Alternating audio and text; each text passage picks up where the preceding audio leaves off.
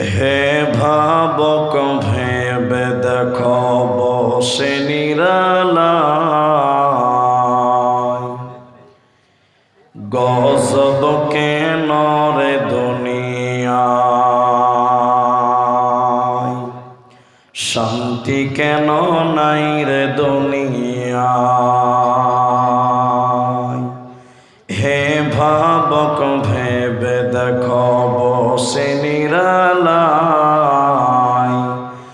গজব কেন রে দুনিয়ায়, শান্তি কেন নাই রে দুনিয়ায়।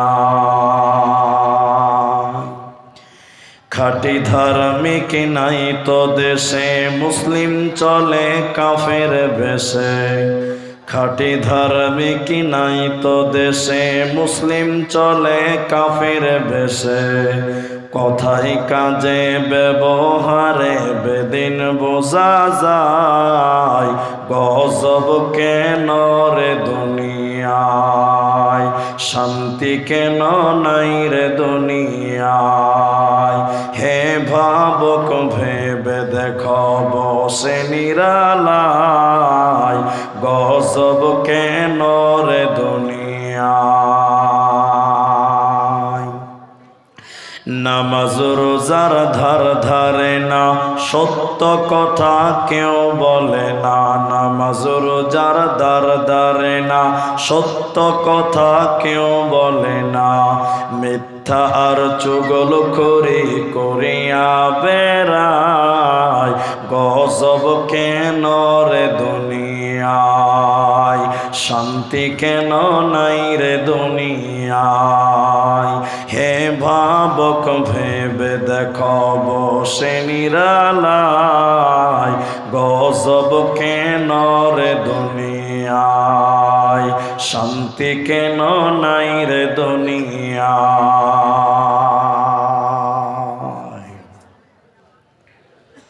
উপস্থিত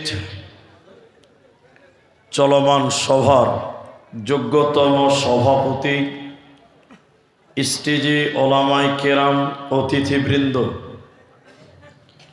আবার সামনে বসে থাকা দিনদার ইমানদার মুমিন ভাই সকল, দোয়ার কান্টারি মুরব্বী সমাজ, স্নেহের কচি কাঁচা,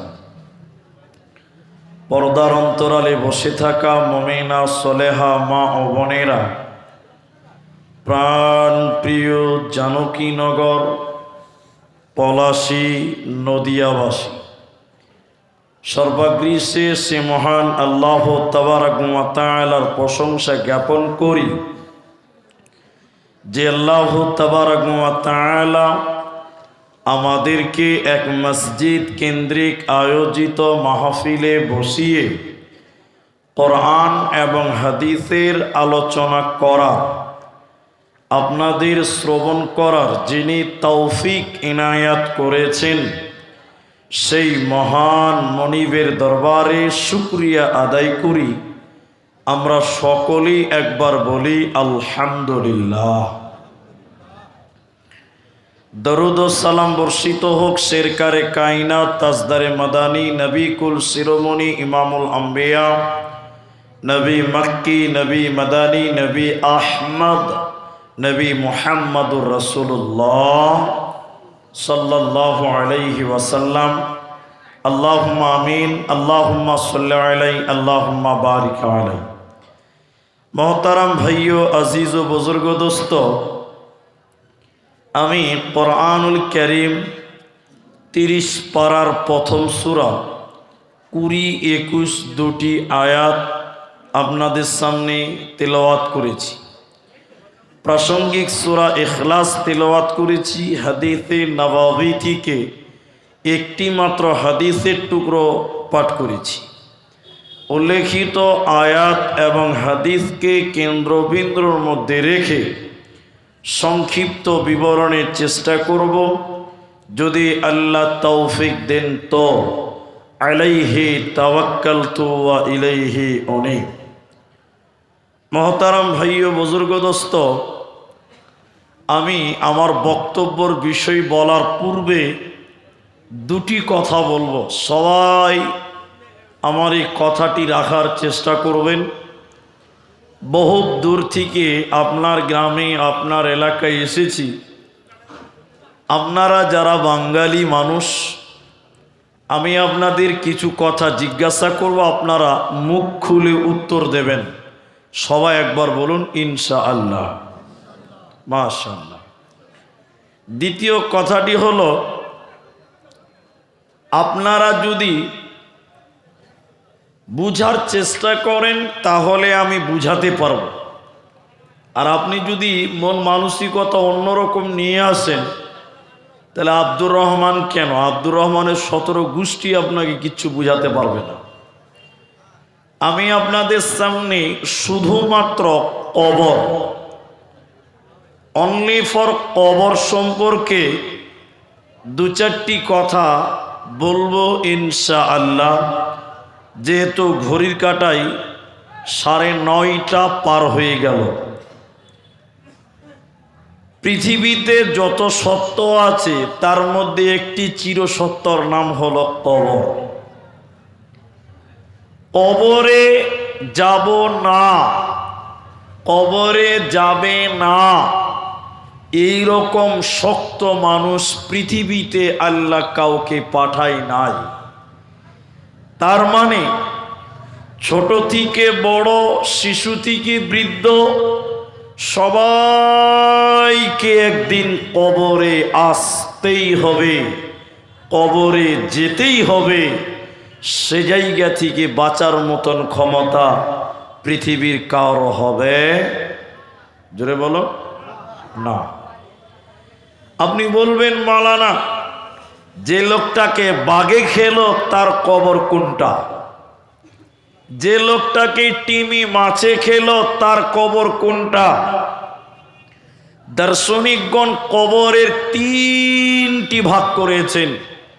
তার মধ্যে একটি গুরুত্বপূর্ণ কথা তারা বলেছেন, কবর কোনো জায়গার নাম নয়, বরং কবর হলো একটা সময়ের নাম। মৃত্যুর পর থেকে শুরু করে কিয়ামতের দিন পর্যন্ত মাঝখানে দীর্ঘ টাইম, এই টাইমটুকুকে বলা হয় কবরের জিন্দেগি, বারজাখি জিন্দেগি, কবরের জীবন। সে জায়গাতে আপনাকে আমাকে সবাইকে যেতে হবে এবং তার মুখোমুখি হয়ে আপনাকে আমাকে জবাব দিতে হবে। এরই নাম হলো কবর। আল্লাহ নবী মুহাম্মদ সাল্লাল্লাহু আলাইহি ওয়াসাল্লাম বলেছেন, কবরে কয়েকটি বিষয় তিনি ভাগ করে করে করে করে বলেছেন। আমিও আপনাদের সেইভাবে ভাগ করে করে করে করে বলবো, কবরে কি বিপদ আছে, কি শাস্তি আছে, কি প্রশ্ন আছে, একটা একটা করে আপনাদের সামনে তুলে ধরার চেষ্টা করব। চলুন, কবরে কি প্রশ্ন করা হবে, কি সওয়াল করা হয়, এ মর্মে আপনাদের সামনে 2টি কথা বলি, তাহলে আপনি আরো বুঝতে পারবেন। আল্লাহর নবী বলেন, ইযা উইয়াল মাইয়িতু ফিল কবরে আতাহু মালাকানি ফায়াকুলানি মান রাব্বুকা মা দীনুকা ওয়া মান নাবিয়্যুকা। আল্লাহর নবী বললেন, শোনো, যখন কোনো মাইয়াতকে সমাধি করা হয়, দাফন করা হয়, আতাহু মালাকানি, ওই কবরে 2জন ফেরেশতা আছে। ওই 2জন ফেরেশতা সাধারণ কোনো মানুষদের মতন নয়, দুনিয়ার স্বাভাবিক মানুষদের মতন নয়। তারা ফেরেশতারা কেমন, তাদের গঠন কেমন? নবী বলেন, তাদের চোখগুলো নীল জল জল জল জল করে জ্বলবে এবং তাদের শরীরটা হাড়ির কালির চাইতেও কালো কুচকুচে তাদের গায়ের রং। এই রকম দুইজন ফেরেশতা কবরে আসবে, এসে তারা বলে ফায়াকুলানি, তারা দুইজন একসঙ্গে বলে মান রব্বুকা মা দীনুকা ও মান নবিয়ুকা, বলো তোমার রব কে, বলো তোমার দিন কি, বলো তোমার নবী কে। এই দুইটি ফেরেশতা এই সময় তিনটি প্রশ্ন করে। যে ব্যক্তি এই তিনটি প্রশ্নের উত্তর দিতে পেরে যাবে ও সব জায়গায় বেঁচে যাবে, আর যে ব্যক্তি এই তিনটি প্রশ্নের উত্তর দিতে পারবে না ও কবরে কোনো জায়গাতেও বাঁচতে পারবে না। এজন্য নবী বলেন তোমরা কবরের প্রশ্নের জন্য রেডি হয়ে তোমরা কবরে এসো, কারণ কবরে যে বাঁচতে পারবে না ও কোনো জায়গাতেও বাঁচবে না। বিশেষ করে নবীজির ব্যাপারে কবরে এত প্রশ্ন করা হবে, এত প্রশ্ন করা হবে যা অন্য অন্য ব্যাপারে তত প্রশ্ন করা হবে না। যেমন আপনাদের কয়েকটি হাদিস যদি আপনাদের বলি তাহলে আপনারা বুঝতে পারবেন যে কবরে রসুলের ব্যাপারে এত প্রশ্ন করা হবে, এত প্রশ্ন করা হবে যা আপনার আমার চিন্তার বাইরে কত প্রশ্ন করা হয়। চলুন একটি হাদিস আপনাদের সামনে বলি। হাদিসটি রাবি হযরতে আনাস রাদিয়াল্লাহু তাআলা আনহু। নবীজি বললেন শোনো, যখন কোনো মুমিন মুসলমানকে যখন কবরে রেখে মাটি দিয়ে চলে আসা হয়, দুইজন ফেরেশতা এসে তাকে উঠিয়ে বসায়। ইমানদার লোক আপনার আমার পায়ের শব্দ শুনতে পায়, পায়ের আওয়াজ শুনতে পাই যে আমরা তাকে রেখে চলে যাই। দুইজন ফেরেশতা এসে বলে নবীজির ছবি দেখায়, নবীজির ছবি দেখিয়ে বলে বলো এই ব্যক্তিকে মান হাজার রাজুলুন, এই ব্যক্তিকে নবীজির ছবি দেখিয়ে বলে বলো। ইমানদার ব্যক্তি তখন বলে ইনি আল্লাহর বান্দা এবং তার নবী। ফেরেশতারা তখন বলে দেখো, ফেরেশতারা তখন মুমিনকে বলে দেখো জাহান্নাম কেমন দাউ দাউ করে জ্বলছে, জাহান্নাম কেমন দাউ দাউ করে জ্বলছে। মুমিন ব্যক্তি জাহান্নাম দাউ দাউ করে জ্বলছে দেখতে পায়, জাহান্নামের ভয়ঙ্কর শাস্তি দেখতে পায়। ফেরেশতারা আল্লাহর হুকুমে ওই জাহান্নাম পরিবর্তন করে ওই জায়গাতে জান্নাত দেখায় আর বলতে থাকে মুমিন তুমি শুনে নাও, তোমার জন্য জাহান্নাম ছিল যখন তুমি কবরে নবীজির প্রশ্নের উত্তর দিতে পেরেছ, নবীজির পরিচয় তুমি দিতে পেরেছ, আল্লাহ তোমার জাহান্নাম পরিবর্তন করে আল্লাহ তোমার জন্য জান্নাতে রেখেছে। অতএব কবরে যদি নবীজির প্রশ্নের উত্তর দিতে পেরা যায় কবরে কোনো শাস্তি হবে না, কবরে কোনো আযাব হবে না। এজন্য নবীজির ব্যাপারে কবরে বারবার প্রশ্ন করা হয়।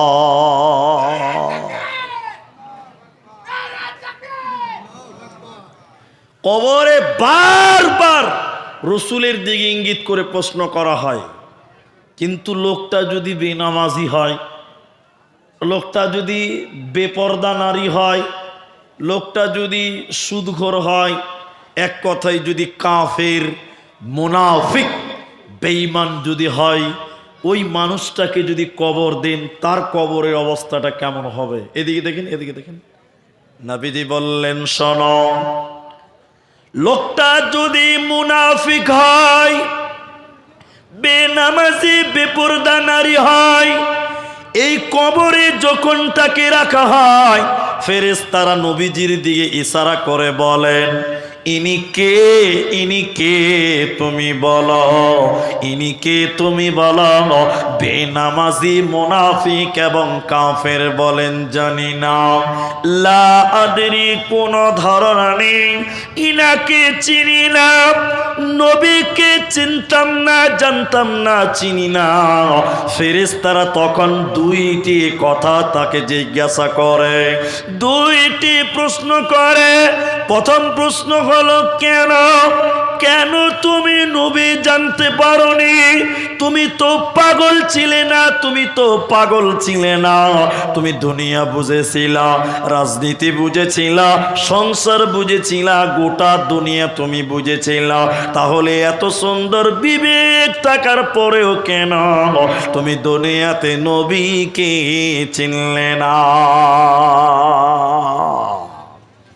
দ্বিতীয় প্রশ্ন করে, কিতাব ঘেটে কেন দেখুনি?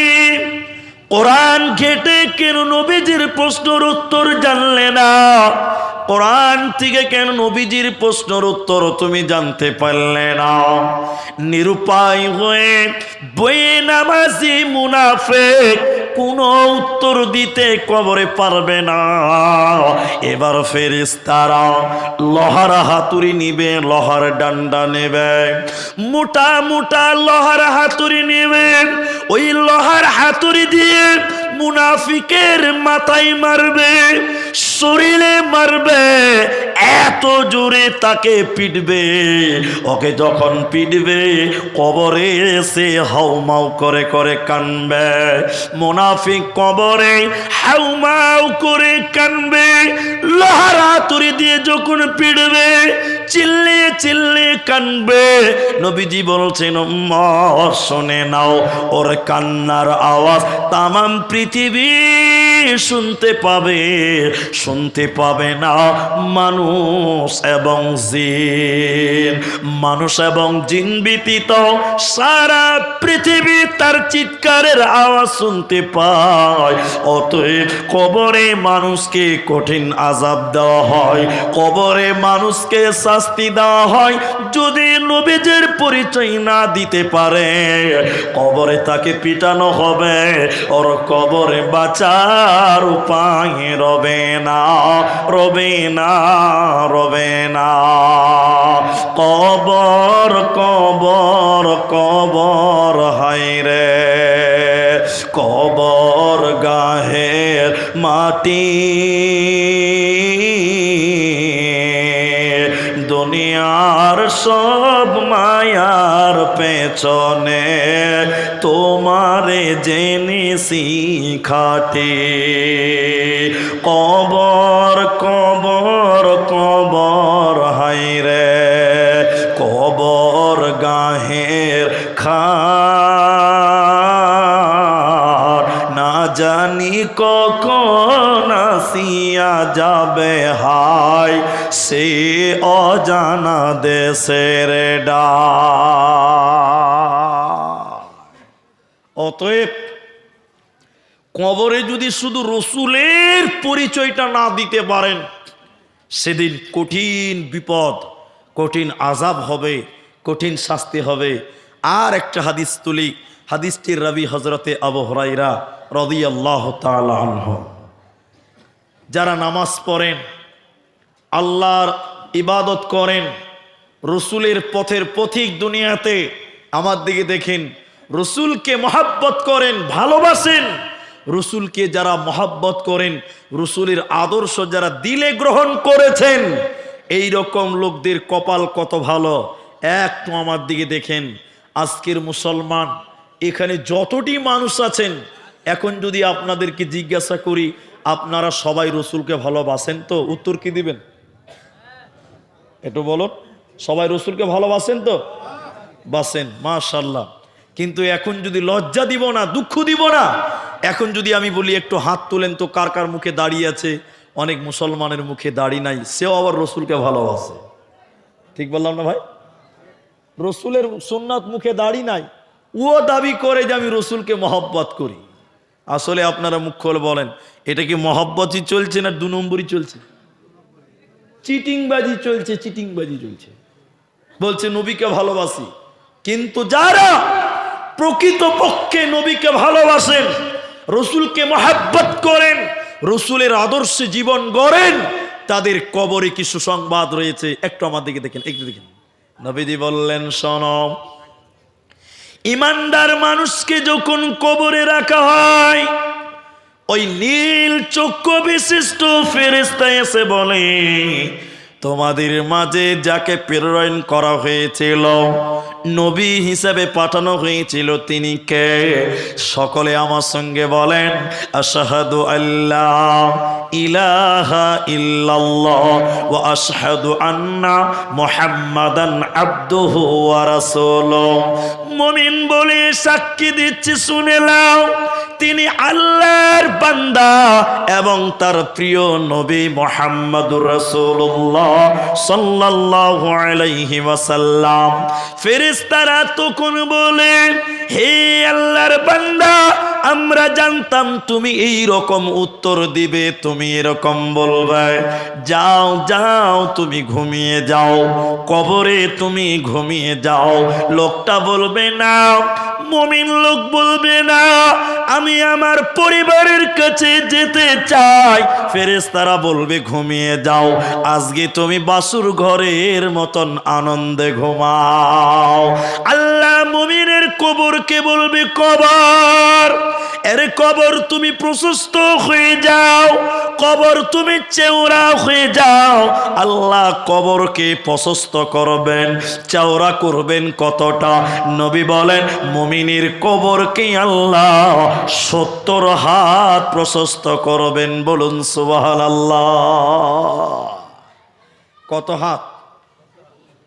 70 হাত প্রশস্ত চওড়া হবে। মুমিনের কবরটা মনে হবে একটা বিলাসবহুল বাংলো, বিরাট বড় বিল্ডিং এর যত জায়গা। 70 হাত আল্লাহ তার কবরকে প্রশস্ত করবেন। আরেকবার বলুন সুবহানাল্লাহ।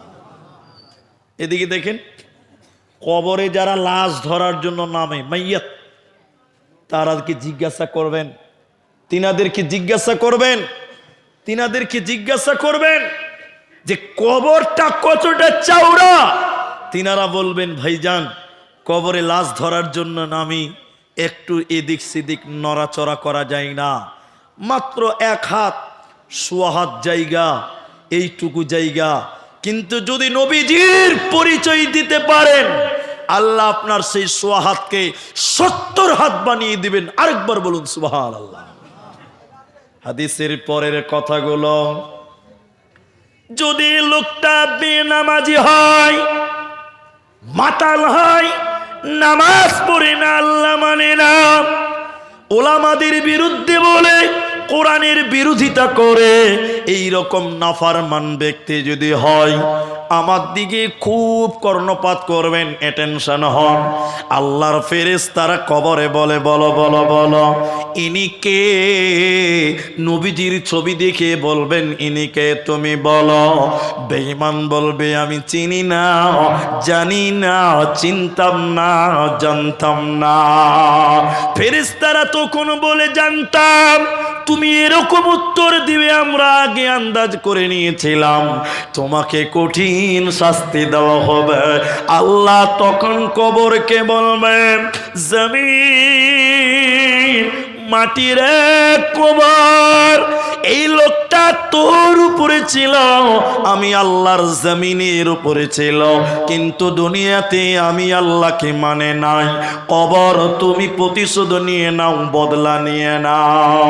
কবরের ডান দিকে মাটি, কবরের বাঁ দিকে মাটি, দুই দিকের মাটি এসে কাফেরকে পিছিয়ে দিবে। রুলার যেমন রাস্তাকে পিছিয়ে পিছিয়ে রাস্তা বানায়, রুলার বুঝেন কিনা আপনারা? রোলার গাড়ি বুঝেন না? রোলার দেখবেন চেপে চেপে চেপে চেপে রাস্তাকে পিছিয়ে দেয়, রাস্তাকে মজবুত করে। আল্লাহর নবী বলেন, আল্লাহ তখন বলবে, মাটি, কবর তুমি বদলা নিয়ে নাও, তুমি শাস্তি তাকে দাও। কবরের দুই দিকের মাটি এসে এই বেনামাজি কাফেরকে পিষে দেবে, এমন জোরে পিষবে। নবী বললেন ওর ডান দিকের হাড্ডিগুলো বাঁ দিকে ঢুকে যাবে, আর বাঁ দিকের হাড্ডিগুলো ডান দিকে ঢুকে যাবে, পিষিয়ে দেবে। কবরকে সংকীর্ণ করা হয়, আরো তাকে কবরে শাস্তি দেওয়া হয়। অতএব কাফেরের দল, বেনামাজির দল, নাফরমানের দল কবরে যদি উত্তর না দিতে পারে, কবরে কিন্তু বাঁচার উপায় রবে না, থাকবে না, থাকবে না। এরই নাম কবর।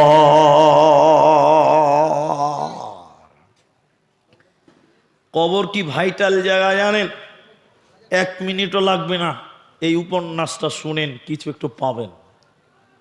আপনাদের আশেপাশে বাজার আছে, হাট, হাট জায়গার নামটা কি? পলাশির হাট। বাহ। তো এই জানকীনগরের একটা লোক সকাল 5টার সময় পলাশির হাট যাচ্ছে, হাট।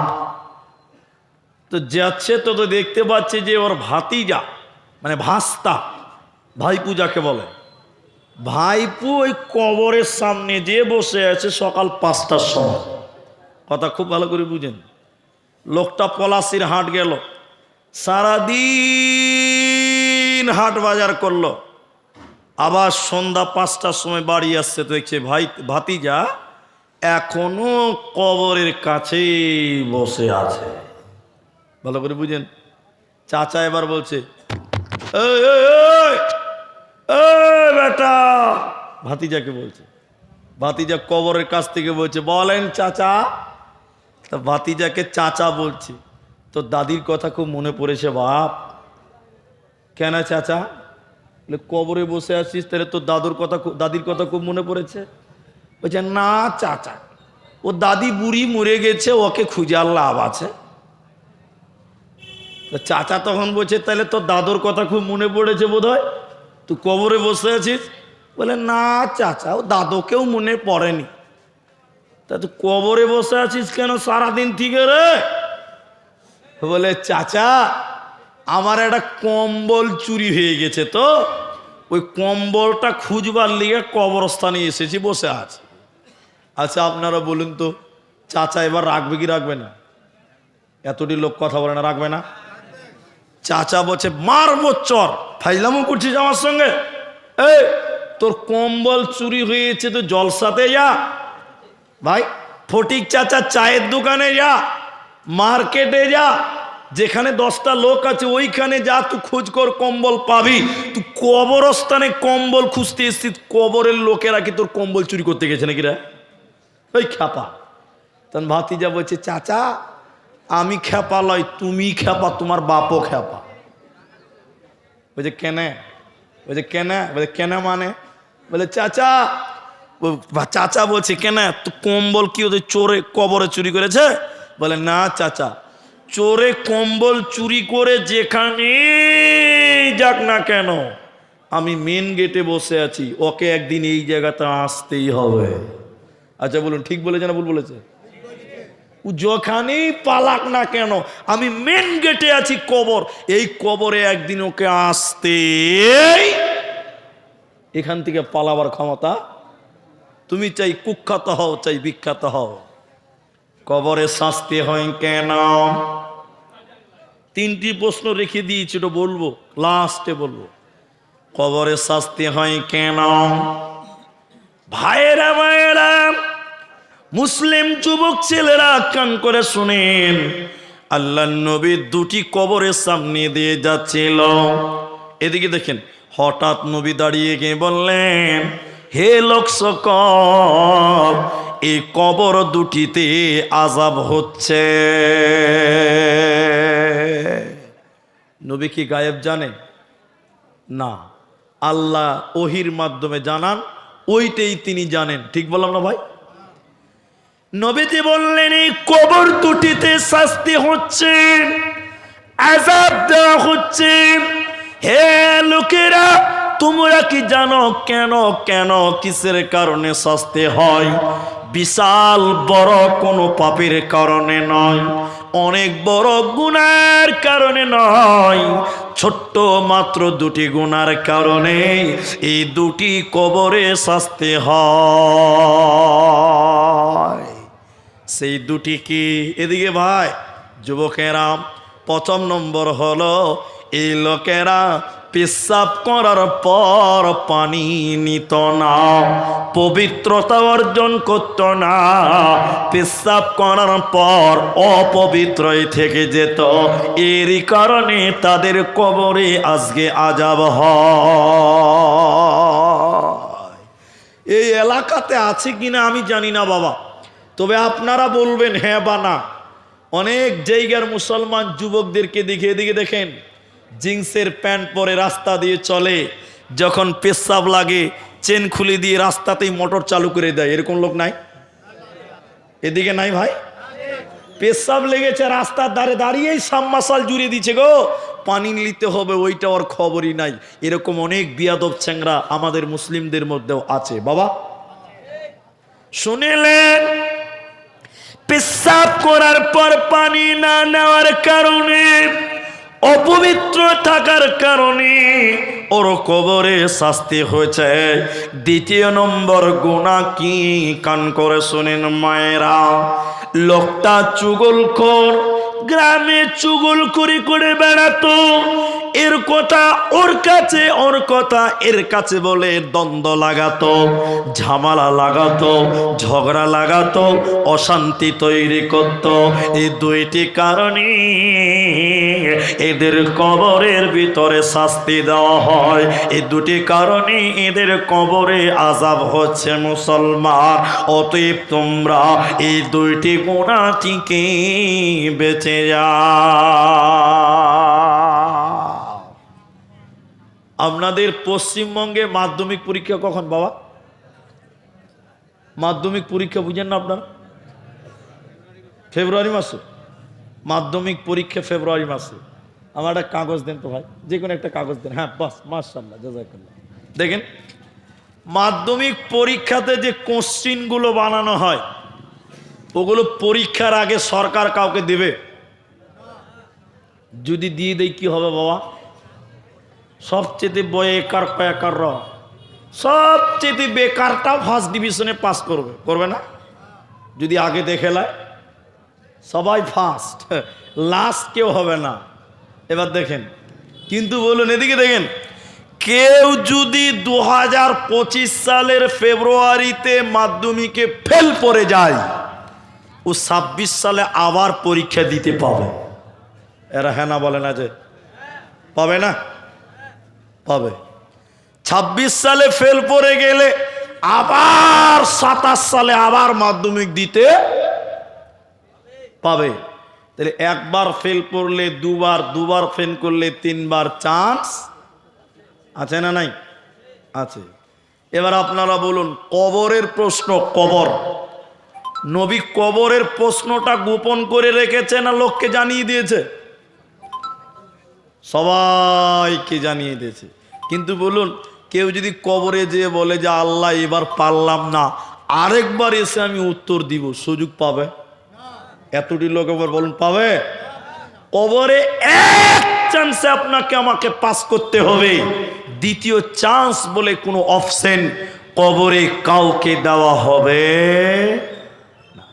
হাদিসের জগতে চলেন, দার্শনিকগণ কবরকে বলেছেন দারুল ইমতিহান, মানে পরীক্ষার ঘর, পরীক্ষার হল। কবরে পরীক্ষা দিতে হবে বলে হ্যাঁ, হাদিস কি রয়েছে? হযরতে যায়েদ বিন সাবিত রাদিয়াল্লাহু তাআলা আনহু তিনি বর্ণনা করছেন, নবীজি বলেন, কোন একদিন নবীজি গাধার পিঠে চেপেছিল, গাধা যাচ্ছিল, নাজ্জার গোত্রের কোন এক বাগান দিয়ে গাধা যাচ্ছিল। হঠাৎ করে গাধাটা লাফাতে লাগলো, ছটফট করতে লাগলো, লাফালাফি করতে লাগলো। আল্লাহর নবী বলেন, আমার মনে হলো গাধা যেন আমাকে পিঠ থেকে নামিয়ে দিবে। বাবা, আমার বাংলা বুঝতে পারছেন তো আপনারা? অসুবিধা নাই। আল্লাহর নবী বলছেন, গাধা এত জোরে লাফাচ্ছে মনে হলো যে আমাকে তার পিঠ থেকে নামিয়ে দিবে, ফেলে দিবে। আমি এরকম হতবাক হয়ে গেলাম।